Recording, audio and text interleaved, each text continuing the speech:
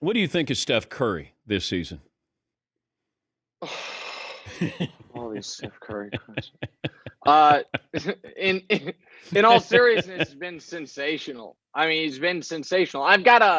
Let me ask you a question, Dan. Yep. Going into this year, if someone were to ask you, all-time great, all-time pyramid, who's ahead, Steph or KD? Who do you have higher? I would take Steph. Oh, so you would have already had Steph higher, because I think most people, even though Steph has one more ring and one more league MVP, I think particularly after the playoffs last year, would have said KD's a tick above. If the Warriors win the title this year, though, you have to the Steph KD debate, at least for the time being, stops being a debate. Steph would have double the MVPs and double the rings, all of that. And you start to reevaluate, where is Steph historically? I mean, I think he's right now knocking on the door of the top 15 all time. If they win the title this year, he probably also would win the league MVP this year if they win 60 plus games. He starts kicking that door in and moving past guys like Akeem, past guys like Dr. J, obviously past Durant. I think it's a really special thing, because I thought the Warriors were done winning titles, and now the door's back open for them. I asked Dwayne Wade about that yesterday, and he said he would take Steph because he changed the game. And I mean, think about the most influential people who've ever played this game. And Steph's on the short list of most influential players in the history. Oh, there's no doubt about that. As far as influence, he is, I want to say, top 5 all time. But that does, he's far more influential than Tim Duncan. But Tim Duncan had the better career. But if they win the title this year, Steph starts really approaching the hollowed ground. But who gets into the top 10, though, Nick? If I said at the end of their careers, KD or Steph, more likely to go into the top 10? So I would have, honestly, and I don't want to be too reactionary, a month ago I would have said KD, because I thought Steph had an MVP level season last year, Dan, and the Warriors missed the playoffs. So I'm like, okay, so Steph's not going to play in a finals again. But if they make the finals this year, if they win the title, then to me it'd be Steph. If this is more about schedule, and maybe when Klay comes back, he's not the guy we think he's going to be, and the Warriors are a second round exit, KD, because he's bigger. I think I don't know if you can say he scores more effortlessly, but it does feel like he can do a little more. But again, those are, I mean, you're a basketball historian like me. So to me, there's 4 guys that are almost like, the older generation: Russell, Wilt, Oscar, and West. They've got to be included, but they almost have to be included separately, like a veterans committee. And then people can argue about the order, but I don't think many people would argue about this next 9: LeBron, Kareem, Michael, Magic, Duncan, Kobe, Bird, Akeem, Shaq. So now we're at 9 plus the 4. There's 13.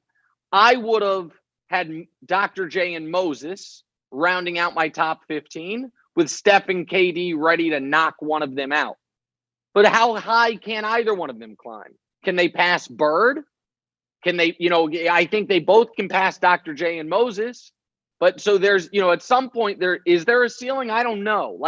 This is what people do when the top 75 list comes out. They're like, this guy's a top 20 guy all time. It's like, no, he's not. You got to list the names. And so but I'm starting to reconsider how high Steph can climb. I liked Golden State last year to go to the NBA Finals, and I certainly like them this year. They have youth. They're going to get Klay back. And it just feels like the West is a little bit vulnerable, because I don't know what to expect out of the Lakers.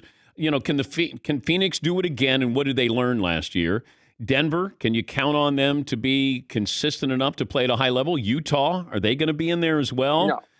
Utah's out. Utah never gets to be talked to as a playoff team again. They're out. And as I understand that and I'm an analytics guy, all the analytics folks have explained to me that Nikola Jokic is maybe the greatest player in the history of the league, which is really fascinating because none of them believe the Nuggets are going to make the finals. The NBA is pretty simple. If you have the best player in the league, you're probably going to win the championship. Nobody thinks Nuggets can win the championship, so miss me with this Jokic is better than Giannis mess. I don't care what the numbers say. I watch the games. But yes, the West is open, and here you said they have youth. Here's the other thing the Warriors have going for them. So they're getting Clay back. That'll be an infusion. No matter what form he's in, he'll help them. Yeah. They also, though, they're getting nothing right. Wiseman's not playing yet, and Kuminga and Moody are so young, like 18 and 19 when you draft them. If they want to package Wiseman, Kuminga, Moody, you get an all-star. Yeah. Like Beal's not going to be available now because the Wizards are too good. But whatever disgruntled all-star X that you want. But wouldn't I go after Buddy Hield? I mean, I can't get Beal. What about Buddy Hield? Well, if the question there is, I know everyone killed the Lakers for not getting Buddy Hield. And I like Buddy a lot, but he's also damn near 30. We don't think of that. He was old when he came out of college. He's not damn near 30, but he's late 20s. And it's always tough for me, like a guy. So Ben Simmons can't play in the playoffs, but he's been in the playoffs. Like maybe Buddy can't either. Like Buddy's the sixth man on the Kings. Like I like Buddy a lot, but I like Ben Simmons to the Warriors. You don't need more shooting once you get Draymond.